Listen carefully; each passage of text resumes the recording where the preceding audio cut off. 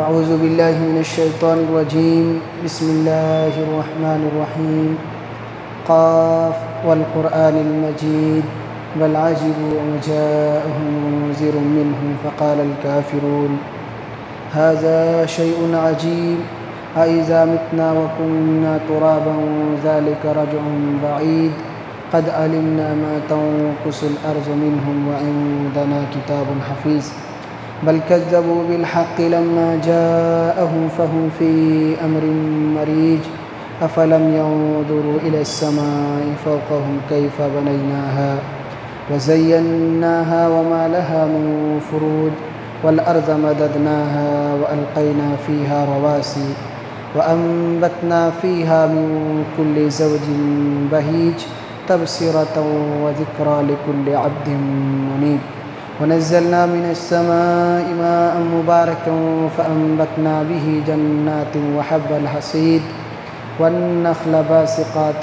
لها طلع نضيد رزقا للعباد وأحيينا به بلدة ميتا كذلك الخروج كذبت قبلهم قوم نوح وأصحاب الرس وثمود وعاد وفرعون وإخوان لوط وأصحاب الأيكة وقوم تبع كل كذب الرسل فحق وعيد أفعينا بالخلق الأول بل هم في لبس من خلق جديد. وقال الله تبارك وتعالى في مقام آخر قل يا عبادي الذين أسرفوا على أنفسهم لا تقنطوا من رحمة الله إن الله يغفر الذنوب جميعا إنه هو الغفور الرحيم. محترم حاضرین، تمام قسم کی تعریف، توصیف، بڑائی و بزرگی اس اللہ رب العالمین کے لیے لائق اور زیبا ہے جس نے ہم سب کو اس روئے زمین کے اندر پیدا فرمایا اور ایمان اور اسلام کی دولت سے مالا مال کیا۔ بعدہ درود و سلام ہو تمام انبیاء علیہ السلام پر، بالخصوص ہمارے آخری نبی سرتاج رسول سید الکونین جناب محمد الرسول اللہ صلی اللہ علیہ وسلم پر۔ محترم حاضرین، ہماری آج کی گفتگو کا عنوان ہے رمضان اور توبہ و استغفار۔ ہم جس مہینے سے گزر رہے ہیں اکثر حصہ اس کا گزر چکا ہے۔ اب اس میں ہم نے کتنا فائدہ اٹھایا ہے، کتنے نیکیوں کو جمع کیا ہے، یہ تو ہم اور آپ ہی بتا سکتے ہیں، لیکن وقت رکنے والا نہیں ہے، یہ وقت گزرتے جا رہا ہے۔ چند ایام رمضان المبارک کے ہمارے درمیان باقی ہے، اس لیے جہاں ہماری اور آپ کی کئی ذمہ داریاں ہونی چاہیے اور کئی باتوں کی طرف توجہ ہونی چاہیے، وہیں ایک اہم اور ضروری بات ہمارے ذہنوں میں یہ بھی ہونی چاہیے کہ ہم انسان ہیں اور ہم گناہ کرتے رہتے ہیں، کوئی بھی انسان گناہ سے پاک نہیں ہے۔ سارے کے سارے انسان خطا کار ہیں، غلطیاں ہوتی ہیں، لیکن ان سب میں سب سے بہتر انسان، گناہ گاروں میں بھی سب سے بہتر گناہ گار وہ ہے جو گناہ کے بعد توبہ کرتا ہو۔ اللہ کے نبی صلی اللہ علیہ وسلم نے ارشاد فرمایا کل بنی آدم خطاء وخیر الخطائین التوابون، کہ ہر انسان گناہ گار ہے۔ کائنات کا کوئی بھی انسان، بڑے سے بڑا شخص، کوئی یہ نہیں کہہ سکتا کہ میں گناہوں سے پاک ہوں، میں دھلا دھلایا ہوں، کوئی نہیں کہہ سکتا۔ اگر انسان ہیں تو غلطیاں ان سے ہوں گی، حدیث کہتی ہے، لیکن ان سب گناہ گاروں میں سب سے بہتر اور سب سے اچھا وہ انسان ہے جو گناہ کے بعد توبہ کرتا ہو، اور یہ وہی انسان کر سکتا ہے جو گناہ کو بوجھ سمجھتا ہو۔ یہ گناہ بوجھ ہے ایک مومن بندے کے لیے، کیونکہ اس کی وجہ سے انسان جہنم میں جائے گا۔ انسان اگر اس سے بچ جائے تو اپنے آپ کو جنت میں لے جائے گا۔ تو یہ ایک مومن کے لیے بہت بڑا بوجھ ہے، وہی انسان توبہ کرے گا جو گناہ کو بوجھ سمجھے گا۔ یہ بوجھ ہے اور اس کی وجہ سے انسان قیامت کے دن ہلاک ہو جائے گا۔ اللہ کے نبی صلی اللہ علیہ وسلم نے ایک حدیث کے اندر ارشاد فرمایا کہ انسان جب گناہ کرتا ہے تو اس کے دل کے اندر ایک سیاہ نقطہ ہو جاتا ہے، چھوٹا سا، پورا دل صاف ستھرا ہے، ایک گناہ پر ایک چھوٹا سا کالا دھبا دل کے اندر سیاہی کی طرف پھیلتا ہے۔ پھر انسان جب گناہ کرتے جاتا ہے، بڑھتے جاتا ہے، تو یہ سیاہی پھیلتی جاتی ہے دل میں، یہ گناہ کی جو یہ نقطے تھے یہ بڑھتے چلے جاتے ہیں۔ انسان اگر توبہ کر لے، اللہ کے نبی صلی اللہ علیہ وسلم فرماتے ہیں سُقِلَ قَلْبُ، اس کے دل کو دھل دیا جاتا ہے، پہلے بھی دل گناہوں سے پاک تھا، انسان سے غلطی ہوئی، غلطی کا احساس ہوا، اس نے توبہ کر لی، اللہ نے پھر اس کے دل کو دھل کر کے پاک و صاف کر دیا، انسان غلطیوں سے پاک ہو گیا۔ لیکن اگر انسان توبہ نہ کرے، اپنی غلطی پر اڑا رہ جائے، غلطی پر غلطی کرتے چلا جائے، تو یہ غلطیاں اتنی بڑھ جاتی ہیں کہ پھر پورے دل کے اوپر گناہ چھا جاتا ہے۔ یہ غلطیاں پورے دل کے اوپر چھا جاتی ہیں اور پھر انسان کے دل پر مہر لگا دیا جاتا ہے۔ اب وہ حق کو سمجھ نہیں سکتا، حق کو قبول نہیں کر سکتا، آپ لاکھ اچھی باتیں بتائیں وہ سمجھنے کے لیے تیار نہیں ہو سکتا، آپ کی باتوں کو مان نہیں سکتا، قرآن اور سنت پر عمل نہیں کر سکتا، کیونکہ جس کے اندر صلاحیت تھی حق اور باطل کی پہچان کرنے کی، وہ صلاحیت ختم ہو گئی۔ دل کے اندر یہ ملکہ تھا، یہ صلاحیت تھی کہ کیا صحیح ہے کیا غلط ہے پہچان کیا جائے، لیکن دل کی قوت، دل کی صلاحیت باقی نہیں رہی۔ دل میں تو پورا سیاہی چھا چکی ہے، پورا دل ہمارا خراب اور برباد ہو چکا ہے، اب کیسے وہ انسان ہدایت کی طرف آ سکتا ہے؟ آپ لاکھ کوشش کریں، دعوت و تبلیغ کا کام کریں، ان کو سمجھائیں، وہ حق کی طرف نہیں آ سکتے۔ اللہ تعالیٰ نے قرآن مقدس کی آیت کریمہ میں اس بات کا تذکرہ کیا ہے، اللہ کے رسول نے اس بات کو ذکر کرنے کے بعد فرمایا کہ یہ وہی زنگ ہے دل کے اندر، یہ وہی زنگ ہے جس کا تذکرہ اللہ تعالیٰ نے قرآن میں کیا ہے، کَلَّا بَلْ رَانَ عَلَىٰ قُلُوبِهِمْ مَا كَانُوا يَكْسِبُونَ۔ اللہ نے ان کے کالے کرتوت کی وجہ سے ان کے دلوں کے اوپر زنگ لگا دیا ہے۔ اب دیکھیں، آپ لوہے کو دیکھ لیں، جو زنگ لگا ہوا لوہا ہے وہ کام کی چیز نہیں ہوتی، پہلے آگ میں تپا کر کے اس زنگ کو چھڑایا جاتا ہے، تب وہ کسی کام کا اور کسی لائق بچتا ہے۔ تو انسان کے دل میں جو زنگ لگ چکا ہے، جب تک اس زنگ کو چھڑایا نہ جائے وہ حق کو قبول نہیں کر سکتا ہے، صحیح اور غلط کی پہچان وہ کھو چکا ہے۔ صحیح اور غلط کی پہچان اسی وقت ہو سکتی ہے جب وہ دل سے جو زنگ ہے وہ زنگ ختم ہو جائے۔ اس لیے گناہوں کو ہم اور آپ بوجھ سمجھیں، کیونکہ اسی کی وجہ سے انسان برباد ہوگا، اس کے دل حق کو قبول کرنے سے دور ہو جائیں گے اور انسان قیامت کے دن رسوائی اور ذلت کا سامنا کر لے گا۔ تو یہ دوسری چیز ہے کہ ہم اور آپ گناہ کو بوجھ سمجھیں۔ ہم معمولی سمجھتے ہیں کہ چلو جہاں اچھائیاں کرتے ہیں، غلطیاں کر رہے ہیں، اللہ معاف کرنے والا ہے، لیکن یہ معمولی چیز نہیں ہے۔ جب اللہ نے پیدا ہی کیا ہے عمل کے لیے اور عمل ہی سے نتیجے طے ہوں گے، اگر یہ گناہ ہے تو خراب نتیجے آئیں گے، خراب نتیجے ہیں تو جہنم ملنے والا ہے، اچھے نتیجے ہیں تو جنت ملنے والی ہے۔ اس لیے ہم اور آپ فیصلہ خود کریں کہ عمل کیا کرنا ہے، کیونکہ عمل سے ہمارے نتیجے طے ہونے ہیں، عمل سے ہمارے نتیجے طے ہونے ہیں، اس لیے ہم اپنے نتیجے کی فکر کریں اور اچھے کام کریں۔ تیسری چیز وہ یہ ہے کہ اللہ رب العالمین نے خود اپنے بندوں کو حکم دیا ہے کہ وہ توبہ کریں۔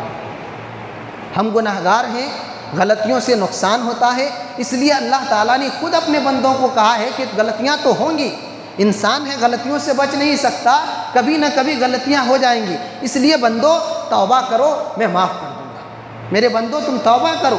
اللہ تعالیٰ نے ارشاد فرمایا قرآن مقدس کے اندر، یا ایھا الذین آمنوا توبوا الی اللہ توبۃ نصوحا، اے مومنو اللہ تعالیٰ سے سچی توبہ کرو۔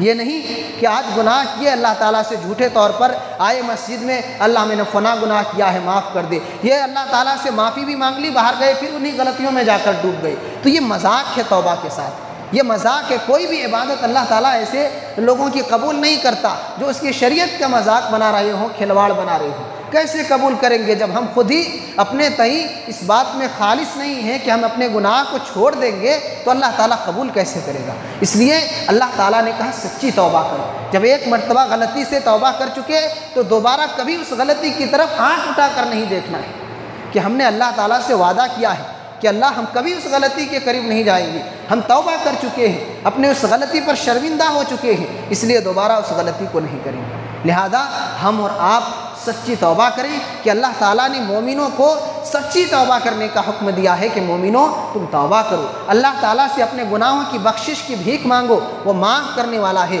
وہ غفور الرحیم ہے، وہ گناہوں کو معاف کر دے گا۔ اللہ تعالیٰ نے وعدہ بھی کیا ہے کہ اگر بندہ مجھ سے توبہ کرے میں اس کی توبہ کو قبول کروں گا۔ مایوس ہونے کی ضرورت نہیں ہے، اللہ کی رحمت بہت بڑی ہے، اللہ تعالیٰ اپنے بندوں کو معاف کرتا ہے، اس لیے مایوس نہ ہو۔ اللہ رب العزت نے قرآن کریم کے اندر ارشاد فرمایا، قل یا عبادی الذین اسرفوا علی انفسہم لا تقنطوا من رحمت اللہ ان اللہ یغفر الذنوب جمیعا انہ هو الغفور الرحیم۔ کہ اے میرے حبیب صلی اللہ علیہ وسلم آپ لوگوں سے کہہ دیجئے جن لوگوں نے اپنے نفس پر ظلم کیا ہے، اپنے آپ پر زیادتی کی ہے، کہ وہ میری رحمت سے مایوس نہ ہوں، میری رحمت سے نا امید نہ ہوں، میں سارے گناہوں کو معاف کر دیتا ہوں۔ شرط یہ ہے کہ بندہ گناہوں کی معافی مانگ کر کے تو دیکھے، میں سارے بندوں کے گناہوں کو معاف کرتا ہوں۔ مانگنے والا ہونا چاہیے۔ علامہ اقبال نے بڑی بہترین بات کہی تھی، ہم تو مائل بکرم ہیں کوئی سائل ہی نہیں، ہم تو مائل بکرم ہیں کوئی سائل ہی نہیں، راہ دکھلائیں کسے رہ روئے منزل ہی نہیں۔ ہم کس کے گناہوں کو معاف کریں؟ بندہ تیار تو ہو گناہوں کی معافی مانگنے کے لیے تو ہم معاف کریں، اگر وہی تیار نہ ہو تو ہم کیسے اس کو راہ دکھائیں گے، کیسے اپنی عبادت کی طرف اور مغفرت کی طرف اس کو بلائیں گے جب وہ خود ہی مغفرت کی بھیک مانگنے کے لیے تیار نہ ہوں۔ اس لیے اللہ تعالیٰ نے دعا کی قبولیت کا وعدہ کیا ہے، توبہ کی قبولیت کا وعدہ کیا ہے۔ ہم اللہ تعالیٰ سے توبہ کریں، دنیا بھر کے گناہ ہوں۔ اللہ کے رسول فرماتے ہیں کہ انسان اگر سمندر کی جھاگ کے برابر بھی گناہ لے کر کے آئے، اللہ تعالیٰ سے توبہ کرے، اللہ معاف کر دیتا ہے۔ اللہ کے خزانے میں کسی چیز کی کمی نہیں ہے، وہ بہت غفور الرحیم ہے۔ اللہ تعالیٰ نے خود اس آیت میں فرمایا انہ هو الغفور الرحیم، وہ بہت ہی زیادہ معاف کرنے والا، اپنے بندوں پر رحم کرنے والا ہے۔ تو ہم اور آپ اللہ تعالیٰ سے توبہ کریں۔ ہم نے ان باتوں کا تذکرہ اس لیے کیا ہے کہ اللہ کے نبی صلی اللہ علیہ وسلم نے پھٹکار لگائی ہے اس شخص پر جو رمضان کے مہینے کو پا کر بھی اللہ تعالیٰ سے توبہ و استغفار نہیں کرتا، اپنے گناہوں کی معافی کی بھیک نہیں مانگتا۔ رمضان کا مہینہ گزر جاتا ہے اور گناہ اس کے نامۂ اعمال میں پڑے کے پڑے رہ جاتے ہیں۔ اللہ کے نبی صلی اللہ علیہ وسلم نے کہا اس کی ناک خاک آلود ہو، وہ انسان خسارہ میں جائے، وہ انسان تباہ ہو، برباد ہو جائے، اور آخرت میں وہ انسان گھاٹا اٹھائے جس نے رمضان کے مہینے کو پایا اور اپنے گناہوں کی بخشش نہ کرا سکا۔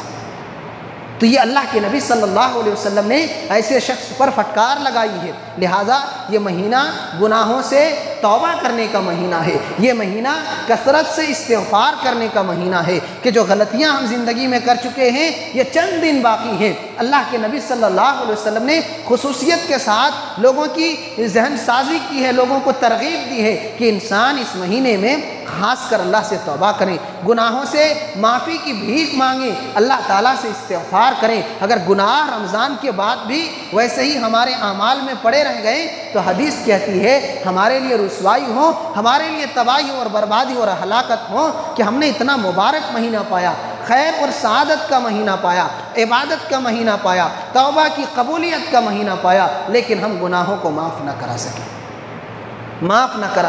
اللہ کے نبی صلی اللہ علیہ وسلم ممبر ہی کے اوپر چڑھ رہے تھے، اسی وقت حضرت جبریل علیہ السلام آپ کو کہتے جاتے ہیں، آپ آمین کہتے جاتے ہیں۔ ان میں ایک بات یہی کہی گئی تھی کہ جو لوگ رمضان کا مہینہ پائیں اور اس میں اپنے گناہوں کی مغفرت نہ کرا سکیں، ان کی ناک خاک آلود ہو، آپ آمین کہیے، ان کے لیے خسارہ ہو، ان کے لیے تباہی ہو، آپ آمین کہیے۔ اللہ کے رسول نے آمین کہی۔ دوسری سیڑھی پر جب قدم رکھے تھے تو دوسری بات یہ کہی گئی تھی کہ وہ شخص جس کے سامنے نبی اقدس صلی اللہ علیہ وسلم کا نام ذکر کیا جائے اور اس پر آپ پر درود نہ بھیجے، اس کے لیے بھی تباہی ہو، اس کی ناک خاک آلود ہو۔ آپ آمین کہیے، آپ نے آمین کہی۔ اور ایک تیسری بات جو تھی وہ یہ کہ جن کے ماں باپ ہیں، بڑھاپے کی عمر کو پہنچ چکے ہیں، یا جن کے ماں باپ باحیات ہیں، وہ انسان ان کی خدمت کر کے اپنے آپ کو جنت کا مستحق نہ بنا سکے، اس کے لیے بھی بربادی ہو، اس کی ناک خاک آلود ہو، آپ آمین کہیے۔ تو ماں باپ کی نعمت بھی بڑی عظیم نعمت ہے۔ ایک مرتبہ اگر یہ دولت چھن جائے،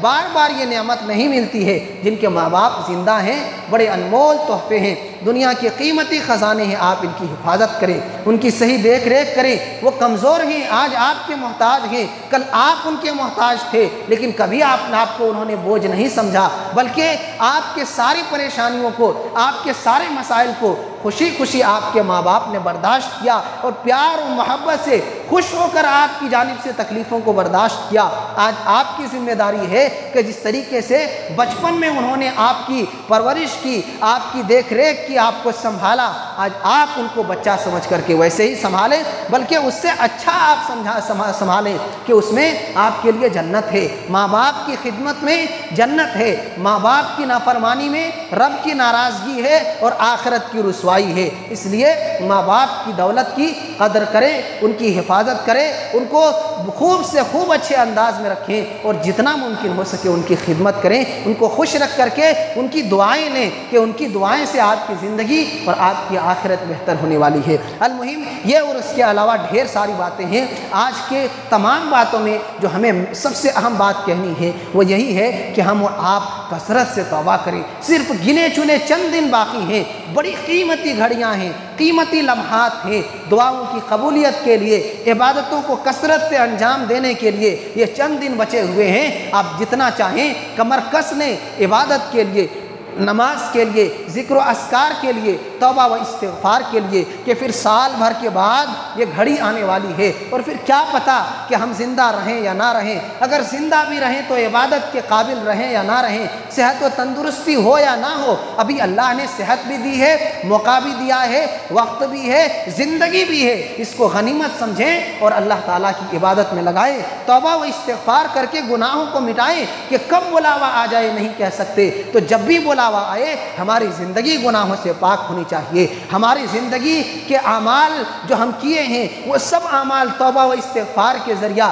جو برے اعمال ہیں وہ ختم کر لیے جائے۔ یہ موقع ہے، حسین موقع ہے، چند دن بچے ہیں، ہم جتنا چاہیں اس سے فائدہ اٹھائیں، اللہ تعالیٰ کو راضی کرنے کی کوشش کریں کہ یہ گھڑی چلی جائے گی، پھر سال بھر انتظار کرنا پڑے گا۔ توبہ و استغفار کا مہینہ ہے، گناہوں کی بخشش کا مہینہ ہے، دعاؤں کی قبولیت کا مہینہ ہے، ہر اعتبار سے نیک خیر اور سعادت کا مہینہ ہے۔ ہم فائدہ اٹھائیں، اپنے آپ کو محروم اور بدنصیب نہ بنائیں۔ شب قدر کی بھی 3 راتیں باقی ہیں، ہم اور آپ خوب اس میں محنت کریں، عبادت کریں کہ آپ کو 1000 مہینوں کی عبادت کے برابر اس میں ثواب ملنے والا ہے۔ لہذا کوشش کریں، چند دن بچے ہوئے ہیں، عبادت میں توجہ دیں۔ کاروبار زندگی بھر کے لیے ہے، بال بچے کے جھمیلے زندگی بھر رہیں گے، مصروفیات کبھی ختم نہیں ہوں گے۔ آپ ذہن بنائیں عبادت کے لیے، جس کے لیے پیدا کیے گئے ہیں اس کی جانب توجہ دیں۔ جو زندگی کا مقصد ہے اس مقصد میں کامیاب ہونے کی کوشش کریں، ورنہ آپ کو افسوس کے علاوہ کچھ بھی حاصل نہ ہوگا۔ لہذا خوب سے خوب اللہ تعالیٰ سے توبہ و استغفار کریں، دعا کریں، گناہوں کی معافی مانگیں کہ اللہ ڈھیر سارے گناہ ہیں، سب تو یاد نہیں ہے لیکن تو جانتا ہے، تو سارے گناہوں کو جانتا ہے۔ جو گناہ ہمیں یاد ہیں ان سے بھی، اور جو گناہ ہم بھول چکے ہیں سارے گناہوں سے سچی نیت کے ساتھ توبہ کرتے ہیں۔ اللہ ہماری توبہ کو قبول فرما۔ یہ سب دعائیں کریں کہ ہم گناہ گار ہیں، خطا کار ہیں، لیکن تیرے ہی بندے ہیں، غلطیاں ہو جاتی ہیں، تو بہت غفور الرحیم ہے، ہمارے سارے چھوٹے بڑے گناہوں کو معاف فرما۔ اس طریقے سے اللہ تعالیٰ سے دعا کریں۔ المہم یہ چند باتیں تھیں آج کے اس خطبہ جمعہ میں۔ اللہ تعالیٰ سے دعا ہے کہ اللہ تعالیٰ تو ہم تمام لوگوں کو سچی نیت کے ساتھ توبہ و استغفار کرنے کی توفیق عطا فرما۔ پروردگار عالم، ہم گناہ گار ہیں، خطا کار ہیں، سیاہ کار ہیں، غلطیوں سے ہمارے اعمال بھرے پڑے ہیں، اللہ تو جانتا ہے، ہم تیرے ہی بندے ہیں، تیرے عبادت گزار ہیں، تو ہمارے گناہوں کو معاف کرنے والا ہے۔ اللہ ہمارے گناہوں کو معاف فرما، آمین۔ سبحان ربک رب العزت عما یصفون وسلام علی المرسلین والحمد للہ رب العالمین۔